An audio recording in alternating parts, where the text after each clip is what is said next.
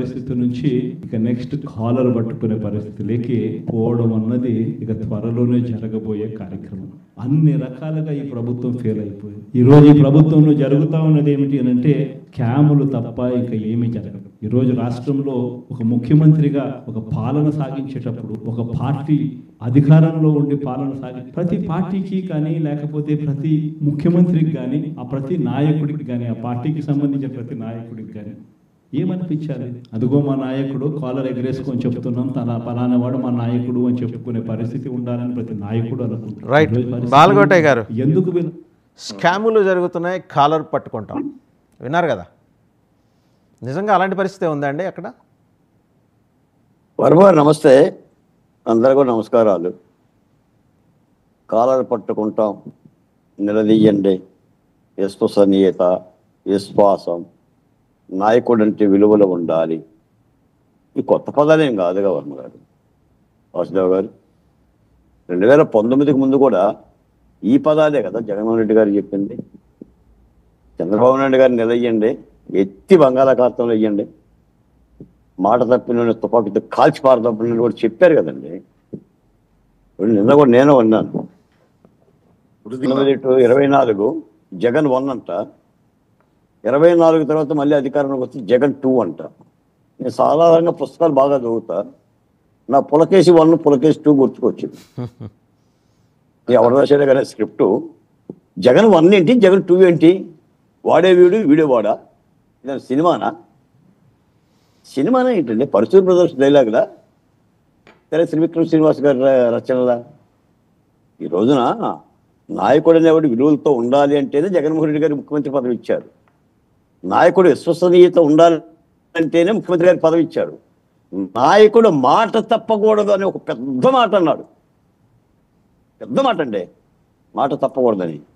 అమరావతి అక్కడే ఉంటుంది, నేను ఇల్లు కట్టుకున్నాను అన్నాడు. మొత్తం 28,000 మంది ఇళ్ల నుంచి ఖాళీ చేయించేసి, వివేకానంద రెడ్డి హత్య కేసు మీద సిబిఐ దర్యాప్తు జరగాలన్నాడు. దర్యాప్తు మీద పాడలేదు అన్నాడు. చిన్నితారెడ్డిని కూడా ఎలగొట్టింది.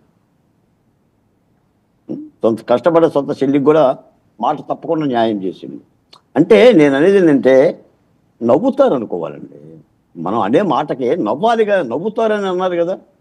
ఇప్పుడు ఈరోజు మీరు అడుగుతున్నారండి, పవన్ కళ్యాణ్ దక్షిణ భారతదేశానికి దండయాత్రకు పోయాడు అని.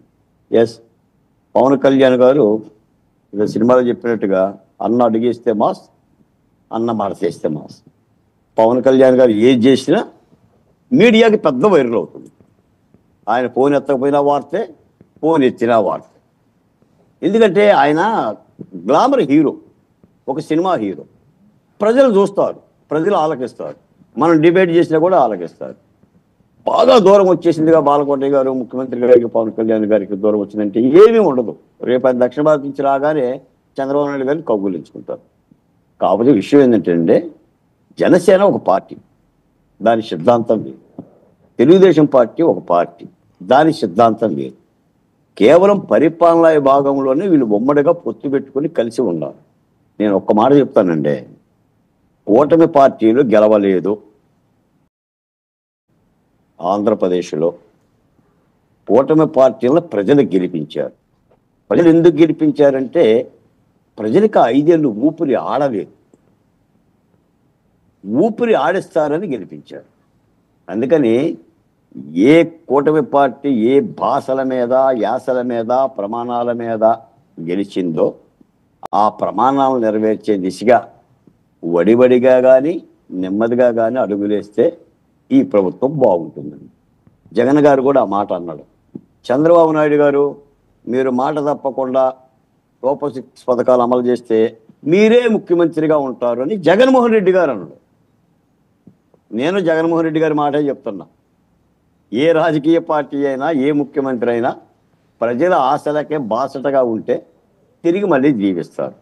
జగన్మోహన్ రెడ్డి గారు అలా లేరు కాబట్టే జీవించలేదు. కాకపోతే ప్రతిపక్ష పార్టీగా ఆయన మాట్లాడొద్దని మనం అనం. ఆయన 4 గోడల మధ్య మాట్లాడినా, 4 గదుల మధ్య మాట్లాడినా, అసెంబ్లీకి పోయినా పోకపోయినా అది ఆ పార్టీ ఇష్టం, ఆయన విధానం ఇష్టం, ప్రజలు నిర్ణయిస్తారు. జగన్మోహన్ రెడ్డి గారు అసెంబ్లీకి పోకపోయినా పర్వాలేదని ప్రజలు అనుకుంటే ఓకే, లేదు వెళ్ళాలి, అది బాధ్యత, ఇతను తప్పు చేస్తున్నాడు అని అంటే అప్పుడు మళ్ళీ వ్యతిరేక ఫలితాలు వస్తాయి. అందుకని నేను అనేది ఏంటంటే అండి, మీరు అడుగుతున్నట్టుగా జగన్మోహన్ రెడ్డి గారు 10 రోజులకు ఒకసారి 15 రోజులకు ఒకసారి పెద్ద ఎత్తున మీడియా సమావేశాలు పెడుతున్నారు, 10 మందిని తెస్తున్నారు. ఒకటే మాట అండి ఆయనది, పెద్ద ఎత్తున మీడియా సమావేశాలు కాదు, బాలకోటయ్య గారు ఐడెంటిఫై చేసిన వాళ్ళని పిలిపించుకొని మాట్లాడతారు. జగన్మోహన్ రెడ్డి గారు తెలుగుదేశం ఏం ఫాలో అయిందో వీళ్ళు కూడా అదే ఫాలో అవుతున్నారు అంతే.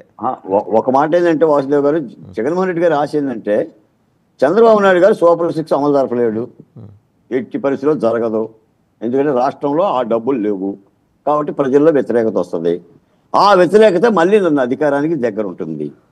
ఆ దగ్గర ఉన్నప్పుడు మళ్ళీ నేను జగన్ 2 అమలు జరిపేసి 30 ఏళ్ళు అధికారంలో ఉంటాను. 2 అంశాలండి ఇప్పుడు.